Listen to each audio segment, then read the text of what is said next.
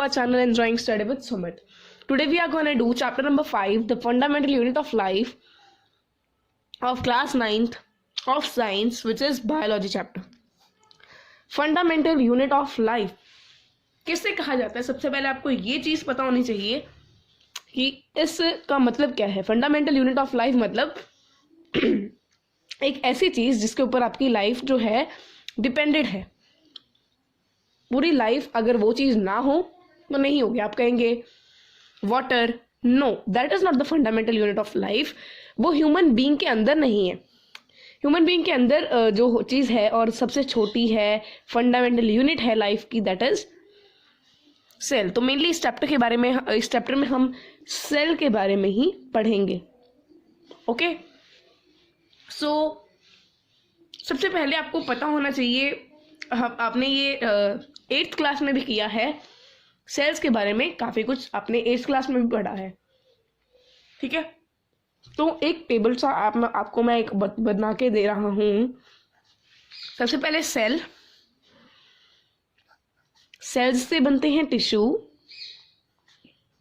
Tissue से बनते हैं ऑर्गन्स, ऑर्गन से ऑर्गन सिस्टम,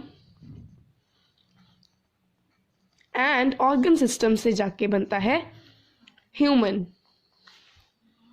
बॉडी. ओके, तो ये एक मैंने आपको बेसिक आइडिया दे दिया है कि इस चैप्टर में आपको सेल्स के बारे में पूरा पढ़ना है. अच्छा, अभी सेल मतलब क्या है इसका?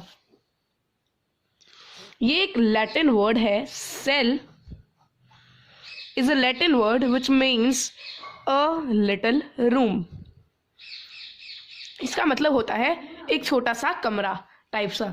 ठीक है, तो इसका ये नाम कैसे पड़ा, किसने सोचा होगा? A little room. हम सेल को अ लिटल रूम कहते हैं और सेल हमें इस चीज का नाम रखना है. कैसे हुई होगी इसकी डिस्कवरी? तो रॉबर्ट हुक जो है, रॉबर्ट हुक ने 1665 में क्या किया था? उसने कॉक का सेल, कॉक क्या होता है? बाग पता है, पेड़ होता है ना, एक पेड़ के ऊपर की छाल, उसे उसके जो डेड सेल्स होते हैं उसे कहते हैं कॉक. वो भी पूरी डेड ही होती है पर उसके सेल्स को कहते हैं कॉक. तो उसने कॉक को माइक्रोस्कोप के अंदर, मान लीजिए ये माइक्रोस्कोप है, ये लेंस है, लेंस नहीं, ये जो स्लाइड होती है, इसके अंदर उसने कॉक रखा था और यहां से वो ऑब्जर्व कर रहा था. ठीक है, तो उसने ऐसी ऑब्जर्वेशन की थी, उसे क्या दिख रहा था? इस तरह से छोटे छोटे ऐसे के स्ट्रक्चर था कुछ. ठीक है, तो उसने देखा कि ये तो छोटे से कमरे की तरह लग रहा है, तो उसने इसको नाम दे दिया सेल. तो 1665 में सबसे पहले रॉबर्ट हुक ने डेड सेल्स को ऑब्जर्व करा था और उससे ही सेल टर्म जो था वो कॉइन हुआ था. नेक्स्ट अगर आपको डिस्कवरी के बारे में आपको पूछा जाए तो लिविंग सेल्स ल्यूवेनहॉक ने देखे थे. ल्यूवेनहॉक, ये सारे आपको आपकी बुक में भी मिल जाएंगे नेम्स. ल्यूवेनहॉक ने 1674 में बड़े अच्छे इम्प्रूव्ड माइक्रोस्कोप से क्या क्या देखा था? ल्यूवेनहॉक ने देखे थे पॉन्ड सेल्स, पॉन्ड के जो पानी के सेल्स थे, लिविंग सेल्स, वो सबसे पहले ल्यूवेनहॉक ने देखे थे. और रॉबर्ट ब्राउन, एक और आपका नाम यहाँ पर आ गया है, रॉबर्ट ब्राउन. इसने जो है टर्म कॉइन करा था. कौन सा टर्म इसने निकाला था? कौन सी चीज इसने डिस्कवर करी थी? That is nucleus. Okay, Robert Brown ने न्यूक्लियस डिस्कवर करा था 1831 में. And one is Purkinje. Okay, and Purkinje ने 1939 में क्या किया था? प्रोटोप्लाज्म टर्म दिया था. किसको? फ्लूइड सब्सटेंस, सेल के फ्लूइड सब्सटेंस को प्रोटोप्लाज्म उसने कहा था. ओके, हाँ जी, इसके बाद भी काफी सेल थ्योरी ये सब के बारे में भी गिवन है। सेल थ्योरी किसने दी थी? Schleiden and Schwann. ठीक है, इनके ईयर्स भी साथ ही में आपकी बुक में दिए हुए हैं। तो ये सारी डिस्कवरीज के बारे में आपको आपकी बुक में बताया गया है। ठीक है, अब हम बढ़ते हैं आगे।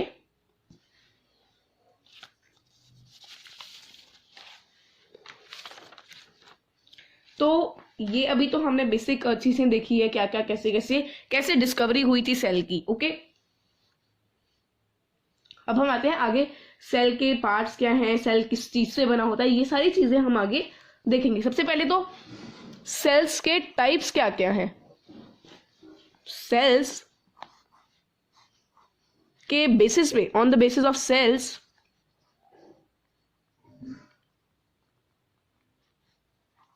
ह्यूमन बींग्स का कितने टाइप्स में आपको, ह्यूमन बींग्स नहीं, लिविंग ऑर्गेनिजम्स का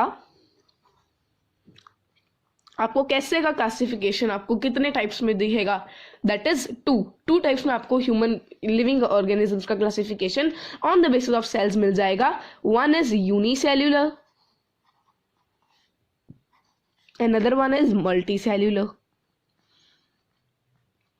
यूनिसेल्यूलर का एग्जाम्पल बहुत ही ज्यादा common, amoeba, paramecium, and multicellular का उससे भी ज्यादा common, human beings, animals. Amoeba का स्ट्रक्चर ऐसा होता है, ठीक है, बीच में सारे पार्टिकल्स जो भी इसके होते हैं। ठीक है, अब हम आते हैं आगे। ये तो था, हो गया यूनिसेल्यूलर एंड मल्टीसेल्यूलर। अब इनमें डिफरेंस क्या है मेन? यूनिसेल्यूलर मतलब एक ही सेल सारा फंक्शंस परफॉर्म करता है, अलग अलग सेल्स की जो है जरूरत नहीं पड़ती। और मल्टीसेल्यूलर में अलग अलग सेल्स काम करते हैं। ठीक है, डिफरेंट सेल्स वर्क, बिकॉज इसमें ज्यादा सेल्स होते हैं तो ज्यादा काम बट जाते हैं, मतलब काम अलग अलग सेल्स में। और अमीबा में जिसमें सिर्फ एक ही सेल होता है वो ही सारे काम करता है। ठीक है, अभी ह्यूमन बॉडी के और भी आपको कई सारे सेल्स आपको मिल जाएंगे। ऐसा एक मसल सेल होता है, ठीक है, ये blood cells, blood RBC, red blood cells. ठीक है, फिर नर्व सेल्स मिल जाएंगे, fat cell, sperm cell, ovum, bone cell, ये सारे आपको सेल्स यहाँ पर आपकी बुक में भी गिवन है। ठीक है, फिगर्स के तौर पर, तो वो भी आप वहां से भी आप देख सकते हैं। ओके, हर सेल का अपना एक फंक्शन होता है। ठीक है, तो ये चीज आपको याद रखनी है। ओके, अच्छा, ह्यूमंस में क्या होता है, अलग अलग सेल होता है ना, अलग अलग। अभी सेल का भी कुछ फंक्शन होता है ना, जैसे मान लीजिए एक सेल है, उसमें भी काफी सारे फंक्शंस होंगे। ये चीज अंदर लेके आनी है, ये चीज बाहर देनी है, ऑक्सीजन अंदर, ये बाहर, या कुछ ऐसा फंक्शन। तो वो कैसे परफॉर्म होते होंगे? वो परफॉर्म होते हैं सेल ऑर्गेनल्स के थ्रू। सेल के काम और सेल बॉडी के काम करते हैं, सेल के काम सेल ऑर्गेनल्स करते हैं। ठीक है, चलिए अब हम आते हैं प्लाज्मा मेम्ब्रेन या तो सेल मेम्ब्रेन पे। ओके, सबसे पहले आपको ये पता होना चाहिए 3 features in almost all the cells. जो सभी सेल्स में मेनली 3 फीचर्स होते हैं, 3 चीजें होती हैं, वो है, फर्स्ट इज सेल मेम्ब्रेन, जिसे हम प्लाज्मा मेम्ब्रेन भी कहते हैं। ठीक है, second is nucleus, and third is cytoplasm. Okay, तो अभी हमें इनके फीचर्स, इन सभी की इन चीजों के बारे में पता अभी हमें इस चैप्टर में लगेगा। ओके, तो सबसे पहले हम आते हैं सेल मेम्ब्रेन पे। अच्छा, मैं एक सेल का आपको एक डायग्राम मैं एक बना के आपको दे रहा हूं। ठीक है, ये आपका अभी मैंने एनिमल सेल बनाया है। तो जिस चीज के बारे में अभी बात हो रही थी, प्लाज्मा मेम्ब्रेन यानी कि सेल मेम्ब्रेन, वो ये है, ये सबसे बाहर वाला part, this is cell membrane या तो प्लाज्मा मेम्ब्रेन। ओके, तो अभी इसके बारे में हम पढ़ने जा रहे हैं, इसके क्या फीचर्स, क्या फंक्शंस वगैरह, क्या क्या ये परफॉर्म करता है। ठीक है, तो सबसे पहले तो आप इधर देख के ही बता सकते हैं व्हाट इज सेल मेम्ब्रेन और plasma membrane. The outermost covering of a cell that separates the content of the cell from its external environment. अभी ये इसका सेल का कंटेंट है अंदर वाला, और इसके एक्सटर्नल एनवायरनमेंट यानी बाहर वाले कंटेंट से ये इसे अलग कर रहा है। अच्छा, अब एक इम्पॉर्टेंट पॉइंट आपको यहाँ पे याद रखना है, इसे हम कह देते हैं सिलेक्टिवली परमिएबल मेम्ब्रेन।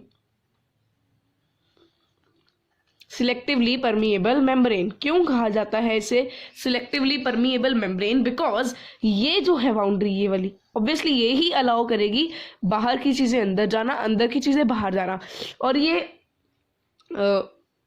कुछ ही चीजों को ऐसे अलाउ करती है। ठीक है, the plasma membrane allow the entry and the exit of some materials in and out of the cell. Okay, it also prevents movement of some other material. ठीक है, तो इसीलिए इसे क्या कहते हैं, सिलेक्टिवली परमिएबल मेम्ब्रेन। अब ये मूवमेंट होती कैसे होगी, क्या क्या कोई नाम होगा इस प्रोसेस के लिए भी? यस, नाम तो है।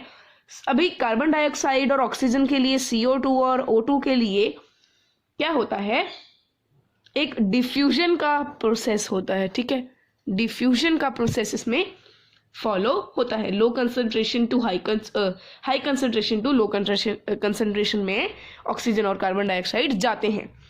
तो ऐसे गैसियस एक्सचेंज के लिए हम क्या कहते हैं, टर्म डिफ्यूजन यूज टर्म होता है। Okay, the term used is diffusion. चलिए अब हम बुक में से भी रीड करते हैं क्या क्या आपको गिवन है। Some substances like carbon dioxide और oxygen can move across the cell membrane by a process called diffusion. Okay, diffusion के प्रोसेस से ऐसा हो सकता है। Okay, high concentration to low concentration में ये चीजें जाती हैं। अच्छा, अगर सेल के, ये सेल है, ये इसका एक्सटर्नल पार्ट है।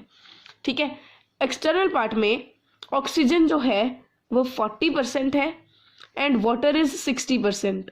ठीक है, और अंदर वाटर 40% है एंड ऑक्सीजन इज 60%। तो जो डिफ्यूजन होगा वो कहां से कहां पर होगा, from in to out, because बाहर कम है अंदर ज्यादा है, तो ऑब्वियसली इन टू आउट होगा। और अगर मैं पूछूं ऑस्मोसिस, अभी अगला टर्म है ऑस्मोसिस, जो वाटर के लिए यूज होता है, वाटर की वाटर को अगर आपको मूव करना है सेल मेम्ब्रेन के थ्रू तो हम टर्म यूज करते हैं ऑस्मोसिस। तो ये मान लीजिए वाटर परसेंटेज है, तो ऑस्मोसिस कहां से कहां होगा, आउट टू इन। वाटर जो है वो आउट टू इन चला जाएगा। Okay okay, so is this clear to you, all of you? Comment section में जरूर बताना किस किस को ऑस्मोसिस और डिफ्यूजन क्लियर अभी तक यहां तक हो चुका है। ठीक है, अब हम आते हैं आगे। ओके, तो ये जो ट्रांसफर होता है ये कैसे होता है, आपको मैंने बता दिया। जहां पे ज्यादा हाई कंसंट्रेशन है वहां से लो कंसंट्रेशन में जाएगा। अच्छा जी, ये मैंने आपको चीज क्लियर कर दी है। अच्छा, एक सेल है, 40% उसमें ऑक्सीजन है एंड 60% उसमें मान लीजिए वाटर है। ठीक है, 40% ऑक्सीजन, 60% वाटर। ओके, और एक सेल है जिसमें 40% वाटर है और 60% ऑक्सीजन है, और एक सेल ऐसा भी है इसमें दोनों चीजें 50-50 परसेंटेज में प्रेजेंट है परसेंट। ठीक है, तो क्या होगा, अच्छा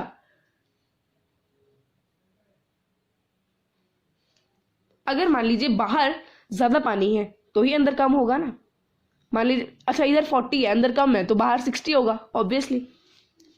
बाहर 60% वाटर है और अंदर कम वाटर है, तो ऐसे सॉल्यूशन को हम क्या बोलते हैं, हाइपोटोनिक सॉल्यूशन, जहां पे पानी क्या है, कम है। Yes, okay. If the medium surrounding the cell, जो मीडियम आसपास है सेल के, उसमें ज्यादा पानी है, तो उस सराउंडिंग के जो सॉल्यूशन को हम क्या कहते हैं, हाइपोटोनिक। ठीक है। Water molecules are free to pass across the cell in both the directions, पर more water will come into the cell than it leaves. तो ज्यादा पानी तो अंदर ही जाएगा, बिकॉज अंदर कम है, हाई टू लो जाएगा, तो ज्यादा अंदर जाएगा, चाहे वाटर फ्री होता है मूविंग के लिए। ठीक है। तो रिजल्ट क्या होगा इस हाइपोटोनिक सॉल्यूशन का, रिजल्ट होगा कि अंदर का जो सेल आपका इतना छोटा सा था वो ऐसा मोटू सा हो जाएगा, बिकॉज उसमें पानी भर जाएगा। ठीक है। तो वो स्वेल अप हो जाएगा, बड़ा सा हो जाएगा। अभी एक हम और पढ़ते हैं ऐसा ही सॉल्यूशन, विच इज आइसोटोनिक के ऊपर अब हम आते हैं। ठीक है। जैसे ये वाला जो एग्जांपल है आपका आइसोटोनिक का है, बाहर भी सेम है अंदर भी सेम है। ठीक है। बाहर भी इतना इतना ही है कॉन्सेंट्रेशन, तो मतलब ये आइसोटोनिक है। ओके। एंड अच्छा, अब अगर बाहर जो है पानी कम है अंदर से, जैसे यहाँ पे बाहर 40% है पानी एंड ऑक्सीजन 60% है बाहर, इस केस में, तो ऐसे केस में क्या है, ऐसे केस में क्या होगा, इस सेल को इस सॉल्यूशन को जो बाहर बना हुआ है, इसमें पानी क्या है, ज्यादा है, सॉरी पानी कम है, बाहर पानी कम है और अंदर ज्यादा है। तो इसमें जो है सेल वो पानी छोड़ देगा, 60% है अंदर, तो वो बाहर जाने देगा पानी को। ठीक है। और इससे क्या कहते हैं हम, इस प्रोसेस में क्या होता है, इसमें श्रिंक हो जाता है और सेल श्रिंक हो जाएगा, बिकॉज उसका पानी बाहर चला गया, तो वो इतना सा रह जाएगा बेचारा सुकड़ के। और ऐसे सॉल्यूशन को क्या कहते हैं, अगर ज्यादा पानी है, ठीक है, सॉरी कम पानी बाहर है ज्यादा पानी अंदर है, तो ऐसे को हम कहते हैं हाइपरटोनिक सॉल्यूशन, हाइपरटोनिक सॉल्यूशन। ठीक है। तो ये स्टेप, ये चीज में आई हैव क्लियर्ड यू। ठीक है। और I hope that you are also clear about the concept about this thing. Okay.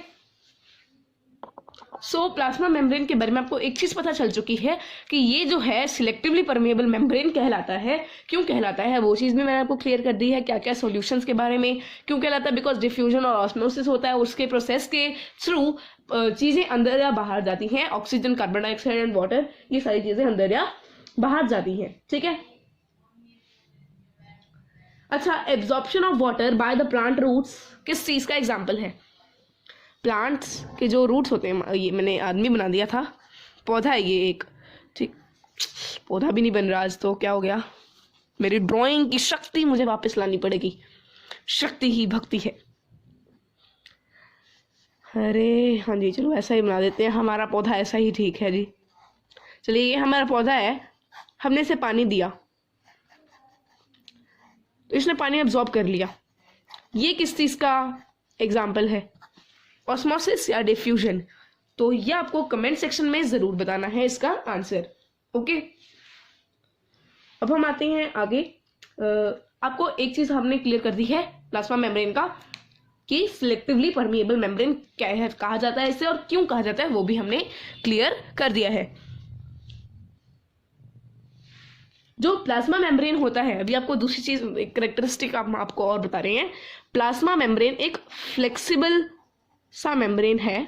Okay. It is a flexible membrane, और ये किस चीज का बना होता है, लिपिड्स का, लिपिड्स एंड प्रोटीन्स, प्रोटीन्स और लिपिड्स का बना होता है ये आपको चीजें याद रखनी है, ऑर्गेनिक मॉलिक्यूल्स जिन्हें कहते हैं प्रोटीन, लिपिड्स एंड प्रोटीन्स।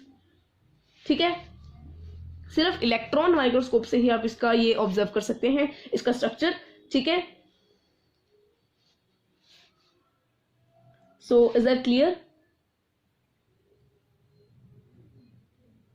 अच्छा, एक अमीबा, अगर हम आपको अभी मैंने एक शीट पे आपको बना के भी दिखाया था अमीबा, वही शीट अभी आपको यूज करवा रहा हूँ, ठीक है। ये हमारी अमीबा वाली शीट है। अमीबा मान लीजिए फूड पार्टिकल है, तो ये क्या करेगा, ऐसे ऐसे हिलता हिलता बड़ा होके, मतलब अपना इस साइड से छोटा इस साइड से बड़ा होके ये फूड पार्टिकल को अंदर खींच लेगा।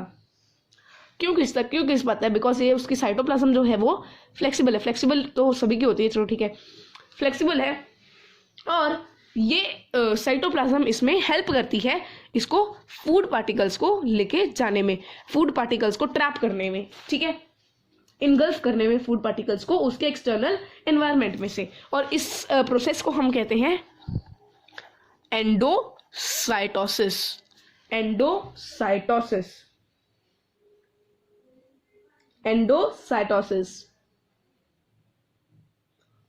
ठीक है।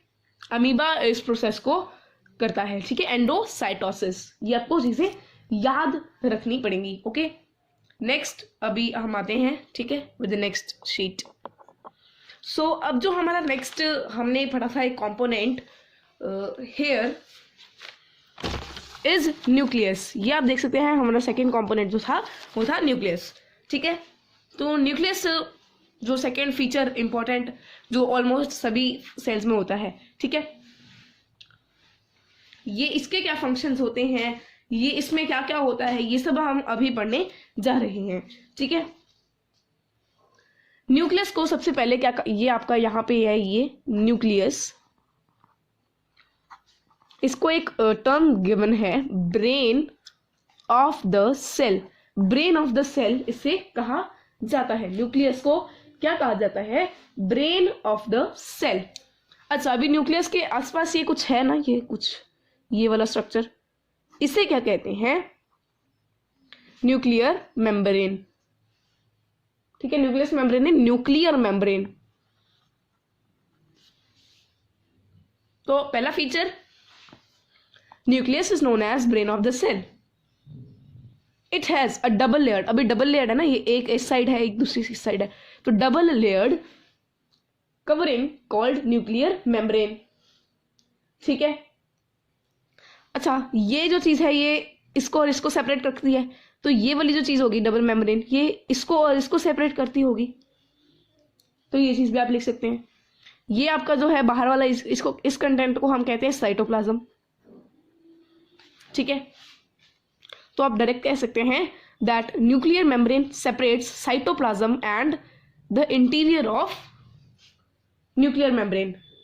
न्यूक्लियर मेम्ब्रेन के अंदर का जो मटेरियल है इंटीरियर में, और उसके बाहर वाला यानी साइटोप्लाज्म को ये अलग अलग रखता है, ठीक है। अभी न्यूक्लियस के अंदर क्या होते हैं? क्रोमोसोम्स। न्यूक्लियस के अंदर आप देख सकते हैं मैंने इधर कुछ धागे टाइप से बनाए हुए हैं, है ना। इस डायग्राम में भी आप देख सकते हैं, जो मैंने पहले बनाया था यहां पर भी मैंने ये बनाए हैं, ठीक है। तो ये है आपके क्रोमोसोम्स, ठीक है। मैं आपको यहां पे लिख रहा हूं क्रोमोसोम्स, ठीक है। These are chromosomes. तो क्रोमोसोम्स क्या है? ये रॉड की तरह एक स्ट्रक्चर होता है, रोड टाइप स्ट्रक्चर।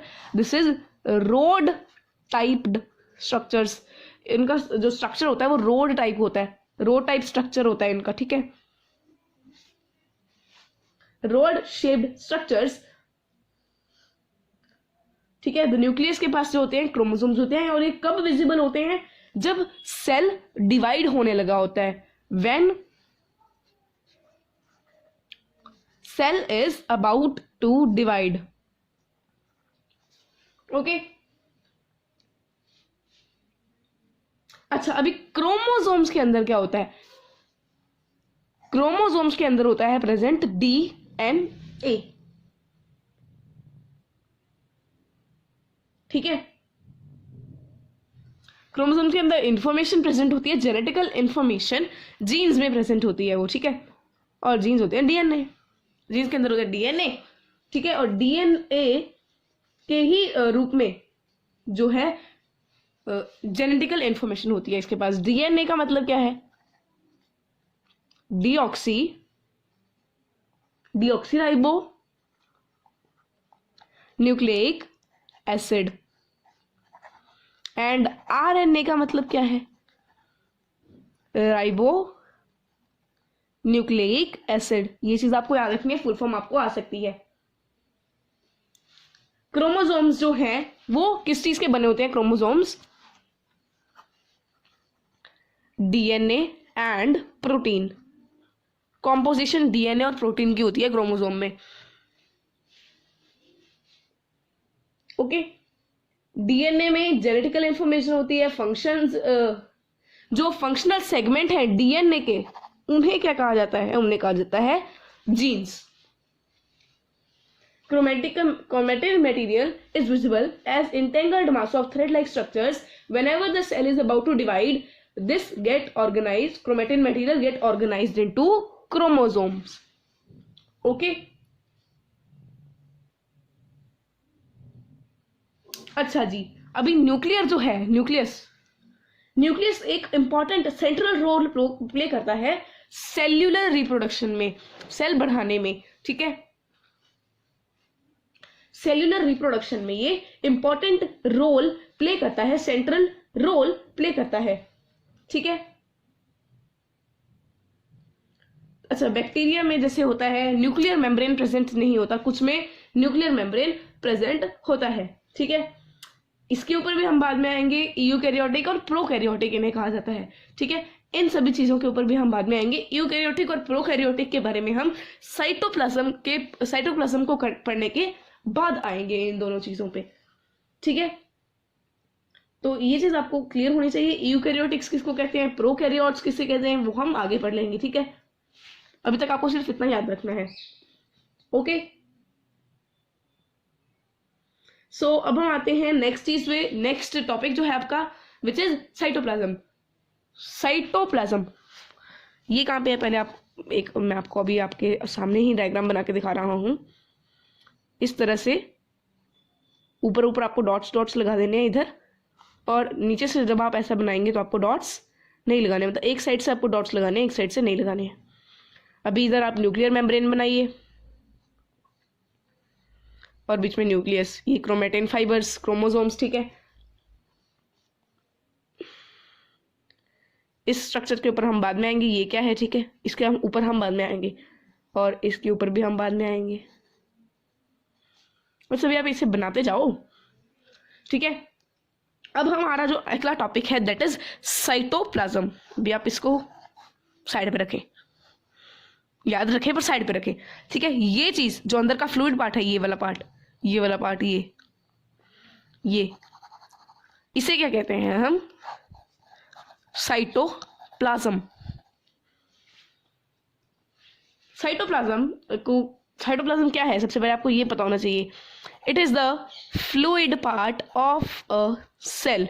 एक सेल का फ्लूइड पार्ट होता है ये cytoplasm. Okay, so you have to clear this thing in your mind that cytoplasm is the fluid part of a cell. ठीक है, और ये जेली लाइक स्ट्रक्चर होता है। अच्छा, अभी साइटोप्लाज्म आप इधर लोकेशन देख रहे हैं, ये साइटोप्लाज्म है, तो ये किस चीज के बीच में है? सेल मेम्ब्रेन और न्यूक्लियस के बीच में है। तो इट इज प्रेजेंट, लोकेशन लिख दीजिए ना, between cell membrane and nucleus. Nucleus और सेल मेम्ब्रेन के बीच में प्रेजेंट है। जो बाकी कंपोनेंट्स है ये वाले, जिन्हें हम कहते हैं ऑर्गेनल्स, ये जो है ये भी सेल मेम्ब्रेन के अंदर ही प्रेजेंट होते हैं। तो ये चीज भी आप सेल मेम्ब्रेन में लिख सकते हैं, सॉरी साइटोप्लाज्म में लिख सकते हैं, not cell membrane. Okay, cytoplasm में लिख सकते हैं। सेल मेम्ब्रेन ये बाहर वाले है, ये जो बाहर वाली लाइनिंग है, और अंदर का जो है ये फ्लूइड जेली लाइक स्ट्रक्चर, इसे कहते हैं साइटोप्लाज्म, और इसके अंदर ही आपके बाकी सेल ऑर्गेनल्स प्रेजेंट होते हैं। ठीक है, अब हम आते हैं यूकैरियोटिक सेल और प्रोकैरियोटिक सेल्स पे। तो अब हम आगे हैं यूकैरियोटिक और प्रोकैरियोटिक ऑर्गेनिजम्स पे। ठीक है, ओके, सो सबसे पहले आपको पता होना चाहिए कि टर्म मैंने कब लिया था, जब न्यूक्लियस के बारे में बात हो रही थी। और मैंने क्या कहा था कि जिनके पास न्यूक्लियर मेम्ब्रेन हो या ना हो, उसके बेसिस पे भी इनकी हम क्लासिफिकेशन कर सकते हैं, न्यूक्लियर मेम्ब्रेन के बेसिस पर। तो यूकैरियोटिक के पास, अभी पहले मैं न्यूक्लियर मेम्ब्रेन के बारे में बात कर रहा हूं, न्यूक्लियर मेम्ब्रेन, ठीक है, इनके पास है, इनके पास नहीं है। अगर इनके पास न्यूक्लियर मेम्ब्रेन है तो इनका जो न्यूक्लियर रीजन होगा वो भी कैसा होगा, डिफाइंड होगा। तो न्यूक्लियर रीजन जो है दैट इज ऑल्सो डिफाइंड, और इनका नहीं है डिफाइंड। ओके, अब हम आते हैं एक और चीज पे, क्रोमोसोम पे। क्रोमोसोम्स, प्रोकैरियोटिक में chromosomes only one single chromosome होता है, और इसमें मोर देन वन, ठीक है। ये आपको चीजें याद रखनी पड़ेंगी, डेफिनेशन। ओके, हाँ जी। और इसमें मेम्ब्रेन बाउंडेड सेल ऑर्गेनल्स की हम अगर बात करें, मतलब ऐसे ऑर्गेनल्स, ऐसे सेल के ऑर्गेनल्स जिनमें मेम्ब्रेन हो, तो इसमें वो होते हैं, यूकैरियोटिक में वो होते हैं और इसमें नहीं होते, इसमें एब्सेंट होते हैं और इसमें प्रेजेंट होते हैं। क्या चीजें प्रेजेंट होती हैं इसमें? Membrane bounded membrane bounded cell organelles, ठीक है। अच्छा, अभी जिनके पास यूकैरियोटिक सेल्स होते हैं और प्रोकैरियोटिक सेल्स होते हैं, इनके बारे में हम बात करते हैं। यूकैरियोटिक सेल्स जिनके पास होते हैं उन्हें क्या कह देते हैं? यूकैरियोट्स, और इन्हें प्रोकैरियोट्स। ओके, तो अब हम इनके बारे में भी डिफरेंस हम यहाँ पर देखेंगे। सबसे पहले यूकैरियोट्स में क्या होता है, ये होते हैं मल्टी सेलुलर, ओके, और ये यूनी सेल्यूलर। इसमें nucleus is not well defined and surrounded by a nuclear membrane, same he point second वाला, ठीक है। फिर थर्ड वाला पॉइंट भी आप सेम ही लिख सकते हैं, that membrane bounded cell organelles are absent in eukaryotes, and in prokaryotes they are present. In eukaryotes chromosome is more than one, and in prokaryotes chromosome is only single. ये सारी चीजें आप यहाँ पर लिख सकते हैं। एंड अभी आपको एग्जाम्पल मैं दे रहा हूं यूकैरियोट्स के। एग्जाम्पल होते हैं फंगाई, प्लांट्स, एनिमल्स, ठीक है। और प्रोकैरियोट्स के बैक्टीरिया, ब्लू ग्रीन एल्गे, ठीक है। ये है आपके प्रोकैरियोट्स के एग्जांपल्स। अच्छा, अब हम आते हैं इनके साइज के ऊपर। साइज जो होता है यूकैरियोट्स का ग्रेटर होता है प्रोकैरियोट्स के साइज से। कितना होता है जी? यूकैरियोटिक्स का साइज जो है दैट इज 5 माइनस 100 UM, ठीक है। और इनका 1 माइनस 10 UM, ठीक है। अभी आप इस चीज के ऊपर फोकस मत करिए, UM क्या है, ये क्या है, ठीक है। बस आपको ये पता होना चाहिए 1 unit this is equal to 10⁻⁻⁶ metres, ठीक है। ये चीज आपको अभी याद रखनी है, that 1 this equals to 10⁻⁻⁶ this। तो साइज किसका छोटा हुआ? प्रोकैरियोट्स का साइज छोटा है, ओके। अब हम आते हैं अगले टॉपिक पे, जो है आपका सेल ऑर्गेनल्स। सेल ऑर्गेनल्स मैंने आपको पहले भी बताया है क्या है, और अभी दोबारा से एक बार आपको बता रहा हूं। सेल में जो वेरियस फंक्शंस परफॉर्म करते हैं उन्हें कहते हैं सेल ऑर्गेनल्स, ठीक है।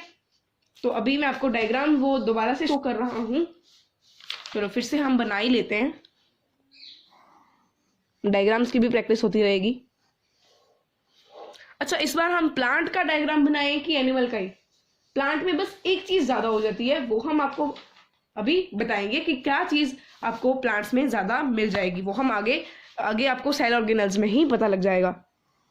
ये जो लेयरिंग होती है ना बाहर, ये एक ज़्यादा होती है प्लांट में।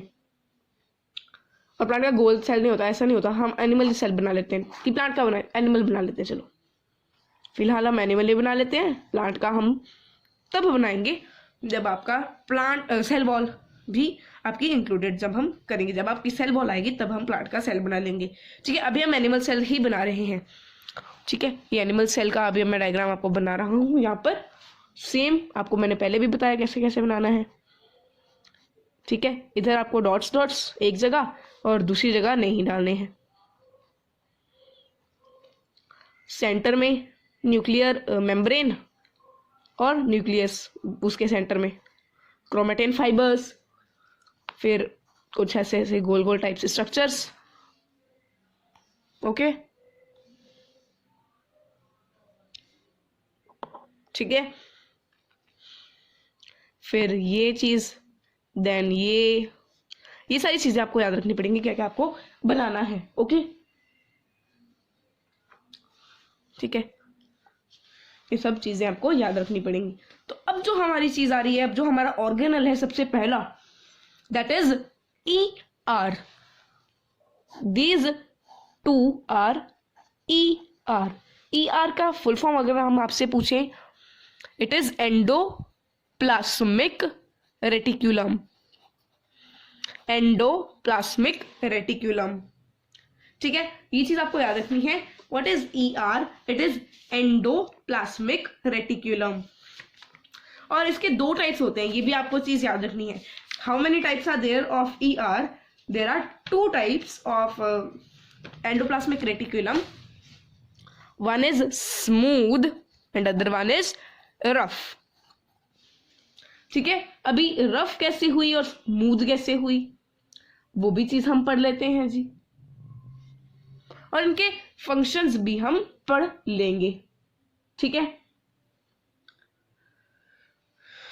तो RER आपकी ये वाली है बिकॉज इसके ऊपर जो डॉट्स हैं इन्हें क्या कहते हैं? ये है आपके राइबोसोम्स। इसीलिए इन डॉट्स के कारण आपको माइक्रोस्कोप में ये दिखती हैं रफ। ये वाला ER आपको यानी कि रफ एंडोप्लाज्मिक रेटिक्यूलम आपको रफ दिखेगा because of the ribosomes present on its surface. और ये दिस इज SER, इसमें राइबोसोम्स नहीं होते तो ये आपको स्मूथ दिखता है। ठीक है, okay. The ribosomes which are present in all active cells are the sites of protein manufacture. ये चीज आपको याद रखनी है। राइबोसोम्स जो है ये क्या काम करते हैं? प्रोटीन मैन्युफैक्चर काम करते हैं, प्रोटीन मैन्युफैक्चरिंग का काम करते हैं। ओके, देन नेक्स्ट जो आपका यहाँ पे है, the ribosomes which are present, अच्छा ये तो हो गया ना। The manufactured proteins are sent to various places in the cell depending on the need using the ER। ER जो है ये आपका सीधा सीधा आप क्या कह सकते हैं, ये एक ऐसा सिस्टम है जिससे ट्रांसपोर्टेशन होता है। ट्रांसपोर्टिंग चैनल आप इसे कह सकते हैं एक तरह से। ठीक है, ओके, ऐसे से आप इधर से कनेक्ट करते हैं। Okay, dots dots dots, simple simple simple. Okay, तो ये आपका ER। अच्छा, ER में भी अब SER के फंक्शंस और RER के फंक्शंस अलग अलग होते हैं, वो भी हम अभी देख लेते हैं। ठीक है, the SER help in the manufacture of fat molecules और लिपिड्स। ठीक है, which are important for the cell function. SER में फैट के मॉलिक्यूल्स या तो हम कहें तो लिपिड्स जो है वो ये मैन्युफैक्चर करता है, manufacturing of these things manufacture करता है ये वाली चीजें। ठीक है, राइटिंग पे मत जाना, अभी आपको सिर्फ समझना ही है। साथ साथ में आप लिख भी लेना, ये टेबल टूबल जो भी मैं आपको ऐसे स्ट्रक्चरल टाइप से समझा रहा हूँ ऐसे आप बना के लिख लेना ताकि आपको याद रह सके। ठीक है, तो फैट मॉलिक्यूल्स SER जो है वो आपके प्रोड्यूस करता है, बनाता है। ठीक है, मैन्युफैक्चर करता है। Some of these proteins and lipids help in the building of cell membrane. अच्छा जी, अभी आपको हमने पहले भी पढ़ाया था कि सेल मेम्ब्रेन, आपको ये जो सेल मेम्ब्रेन है इसके फीचर्स जब हमने डिस्कस करे थे, सेल मेम्ब्रेन के फीचर्स जब डिस्कस करे थे हमने, तो हमने एक चीज देखी थी, यहाँ पे आपको शीट में आपको दिखा रहा हूँ। कि इसमें ये सिलेक्टिवली परमिएबल मेम्ब्रेन है, ठीक है, सिलेक्टिवली परमिएबल मेम्ब्रेन है, और ये फ्लेक्सिबल होती है ये चीज, और ये किस चीज से बनी होती है, फ्लेक्सिबल होती है, और ये लिपिड्स प्रोटीन से बनी होती है, ठीक है। तो लिपिड्स प्रोटीन्स आपको फैट मॉलिक्यूल्स, जहाँ पे जो फैट मॉलिक्यूल्स हैं, लिपिड्स हैं, वो इसको बनाने में यूज भी होते हैं कुछ, ठीक है। और इस प्रोसेस को जब ये चीज यूज होती है, इस यूज होके जब बनाते हैं ये सेल मेम्ब्रेन को, तो इस प्रोसेस को क्या कहा जाता है, membrane biogenesis. Okay, membrane biogenesis कहा जाता है इस प्रोसेस को, ठीक है। Some other proteins and lipids function as enzymes and hormones. जो बाकी प्रोटीन्स और लिपिड्स हुए वो एंजाइम्स की तरह काम करते हैं कुछ, ठीक है, और कुछ लिपिड्स की तरह, सॉरी, कुछ हॉर्मोन्स की तरह, ठीक है। हाँ जी, और एक फंक्शन आपका ER का ये भी है, जो आपको मैंने पहले भी बता दिया है, कि ट्रांसपोर्ट मटेरियल करते हैं। कौन सा मटेरियल ट्रांसपोर्ट करते हैं ज्यादा से ज्यादा, आपको मैंने पहले बताया था, प्रोटीन मैन्युफैक्चरिंग होती है, तो ज्यादा प्रोटीन ये ट्रांसफर कर देते हैं, ठीक है, साइटोप्लाज्म के बीच में और न्यूक्लियस के बीच में, ठीक है। The ER also functions as the cytoplasmic framework, providing a surface for some of the biochemical activities of the cell, ठीक है, ये कुछ बायोकेमिकल एक्टिविटीज परफॉर्म करने के लिए भी स्पेस देता है। और लिवर सेल्स में, in the liver cells of the groups of the animals called vertebrates, जिनकी हड्डियां होती है, रीढ़ की हड्डी जिसकी होती है, ठीक है, ये क्रूशियल रोल परफॉर्म करती है पॉइजन्स और ड्रग्स को डिटॉक्सिफाई करने में, ठीक है। वर्टेब्रेट्स में जो ER है plays crucial role as enzymes, ठीक है, to detoxify the many poisons and drugs. अब हम आते हैं नेक्स्ट चीज पर। तो हमने फिर से डायग्राम बना लिए है, और अब हमारी जो नेक्स्ट चीज है दैट इज गोल्गी अपैरेटस, ये वाला जो आपका है, ठीक है, विच इज गोल्गी अपैरेटस, या तो गोल्गी बॉडीज भी कहा जाता है, ठीक है जी।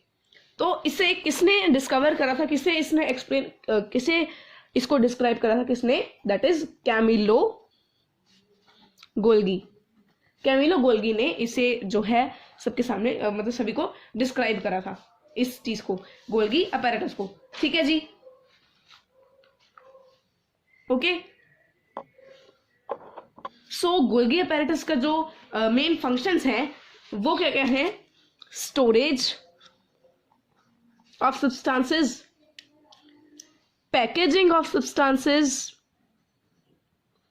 And manufacturing of substances. ये चीजें आपको याद रखनी पड़ेंगी, ठीक है। तो जो चीजें आपके ER यानी ये और ये ER जो है, ये जो आपकी जो चीजें बनाते हैं, यानी प्रोटीन्स, लिपिड्स, फैट्स, तो ये उन्हें स्टोर करता है, पैकेज करता है और मैन्युफैक्चर भी करता है साथ साथ, ठीक है, और टारगेट्स को डिस्पैच भी कर देता है, ये दे भी आता है, ठीक है। The material synthesized near the ER is packaged and dispatched, किसके थ्रू होता है वो, गोल्गी अपैरेटस के ही थ्रू होता है, ठीक है। Its functioning include the storage, modification and packaging of the products in the vesicles. In some cases, complex sugar may be made from the simple sugar in the Golgi apparatus. तो Golgi apparatus में manufacturing भी होती है, किस चीज की होती है, किस चीज की मैन्युफैक्चरिंग होती है, कॉम्प्लेक्स शुगर की सिंपल शुगर से, ठीक है। और इसको लाइसोसोम बनाने में भी, लाइसोसोम भी अब ये क्रिएट करता है, मैन्युफैक्चर करता है, फॉर्म करता है, मतलब फॉर्म्स लाइसोसोम। लाइसोसोम क्या है वो भी हम देखते हैं आगे आफ्टर दिस गोल्गी अपैरेटस। तो गोल्गी अपैरेटस सबको क्लियर है, इतना सा ही था गोल्गी अपैरेटस के बारे में, ठीक है जी। अब हम आते हैं लाइसोसोम्स पर। So lysosomes, you can see some these structures. These structures are called lysosomes. और lysosomes के लिए ना एक टर्म भी है स्पेशल, सुइसाइडल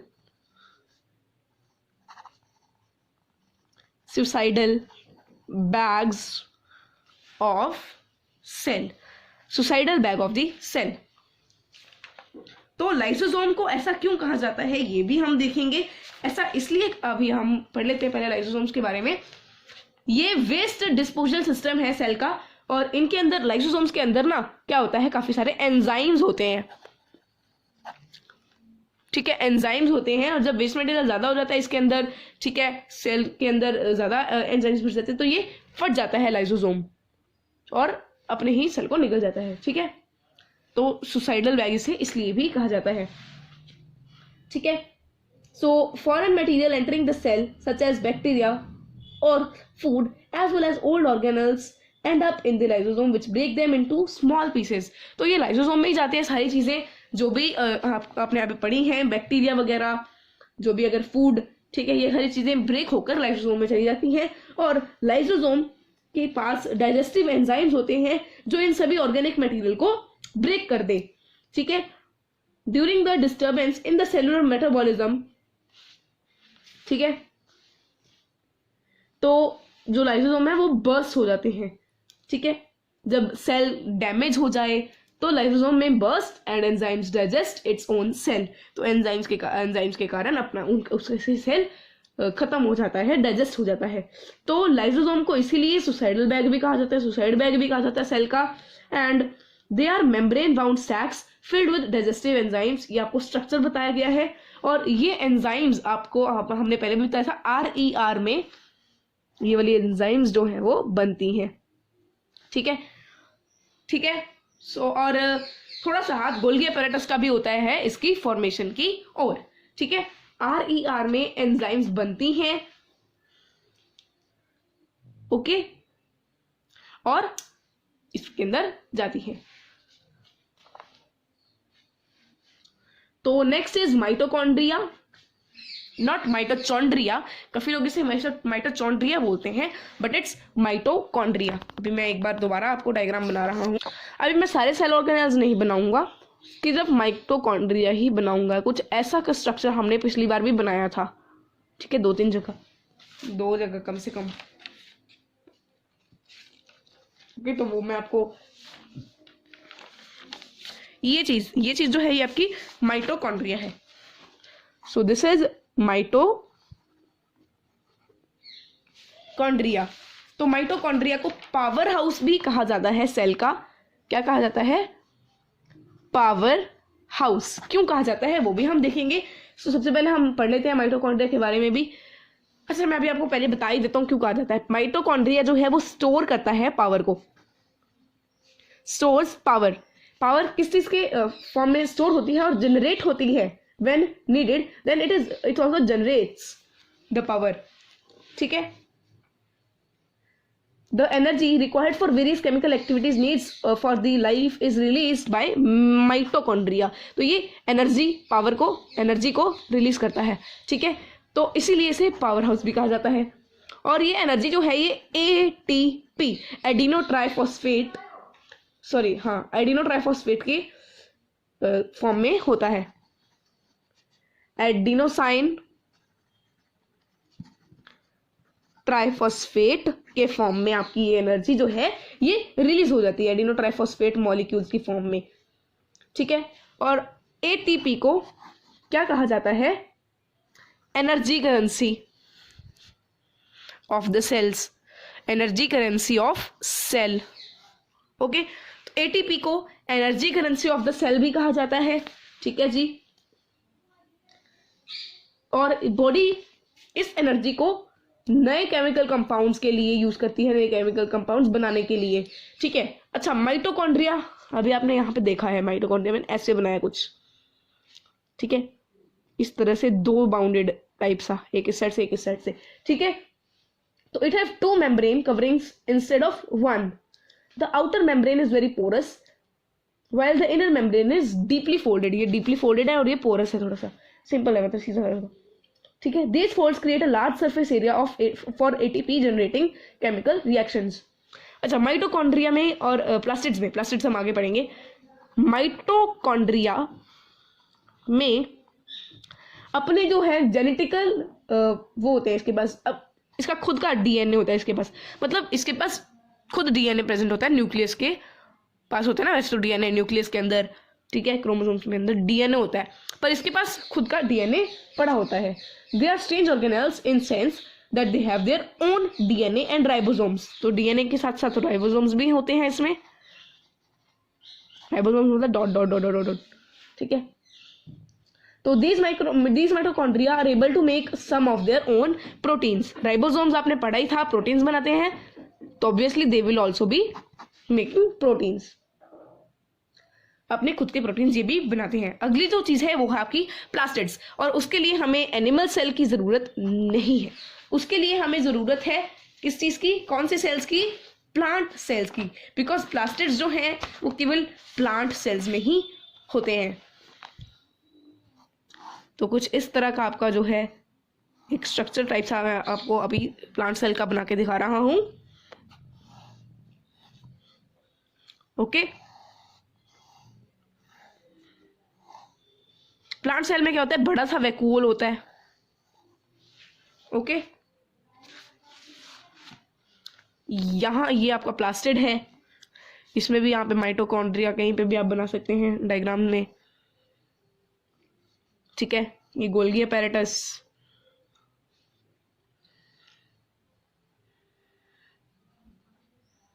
RER,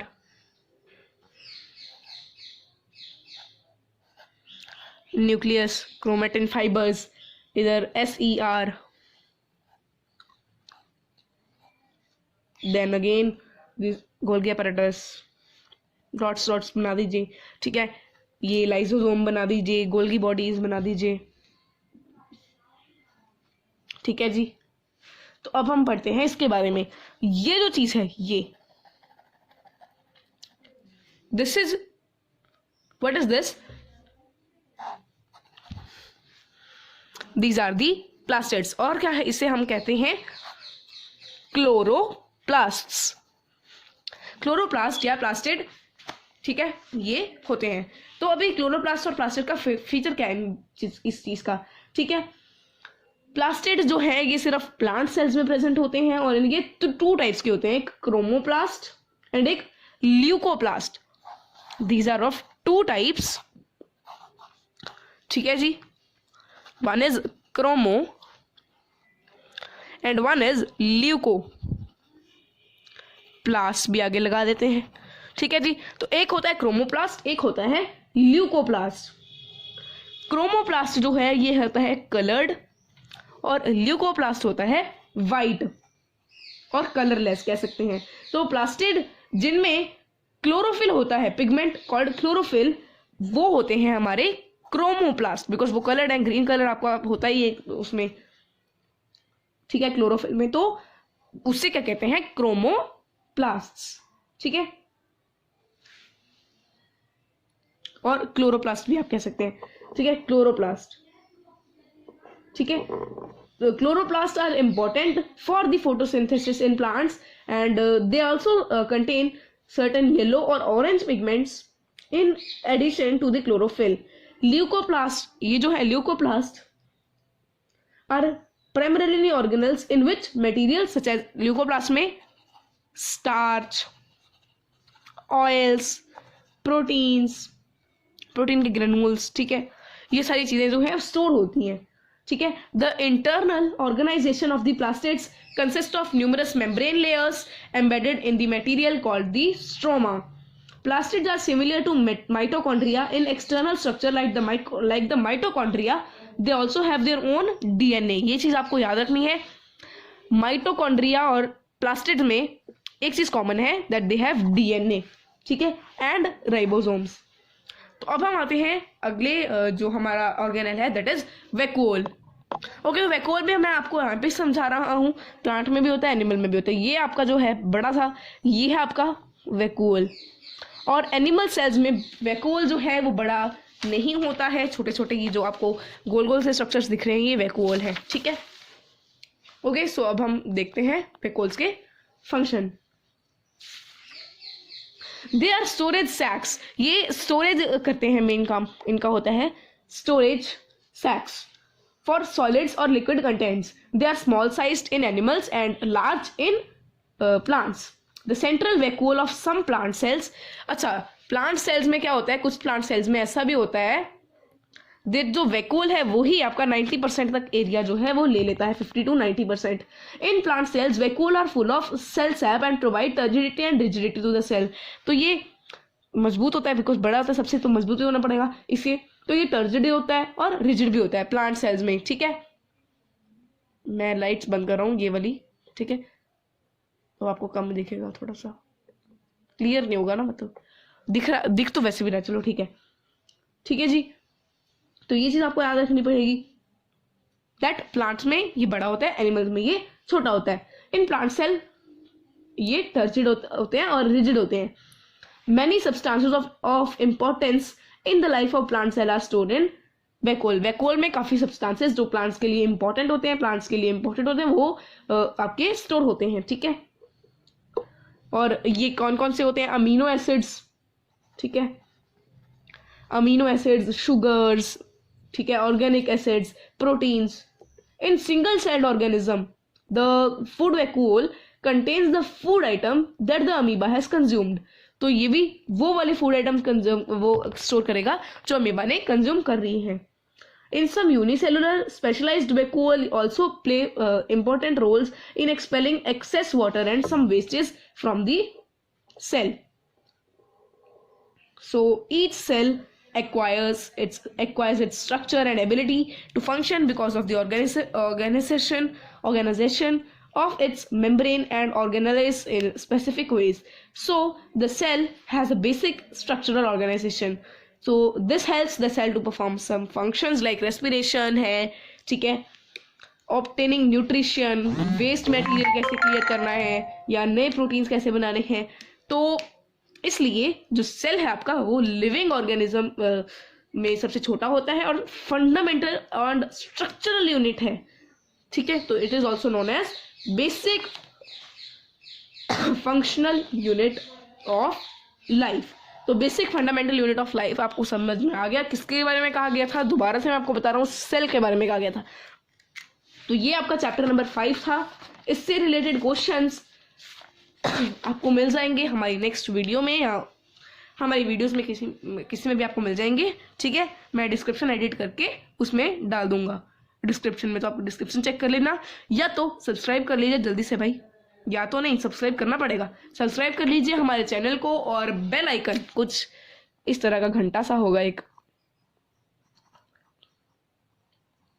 ड्राइंग मेरी अभी बेल आइकन के मामले में भी गंदी सी है, तो ऐसा कुछ घंटा सा भी होगा, उसे भी प्रेस कर दीजिएगा. ठीक है, प्लीज, बहुत ज़्यादा मेहनत लगती है. आप इस वीडियो की लेंथ चेक कर सकते हैं, मैंने स्पीड नहीं बढ़ाई है, ये मैं आपको चीज़ बार बार बोल रहा हूँ. ठीक है, मैंने स्पीड नहीं बढ़ाई है, तो काफ़ी मेहनत लगती है यार. कर दो सब्सक्राइब, क्या चला जाएगा आपका. लाइक भी ज़रूर कर देना, शेयर ज़रूर करना अपने फ्रेंड्स में, ताकि वो भी सब्सक्राइब करें, वो भी लाइक करें, वो भी कुछ पढ़ें. ठीक है, and take care, stay home, stay safe. ठीक है, टिल देन. सो सबसे पहले तो हम अगली वीडियो में मिलेंगे विद आवर नेक्स्ट चैप्टर्स और दिस चैप्टर के क्वेश्चन आंसर्स. ठीक है, तो till then take care, bye bye and thanks for watching.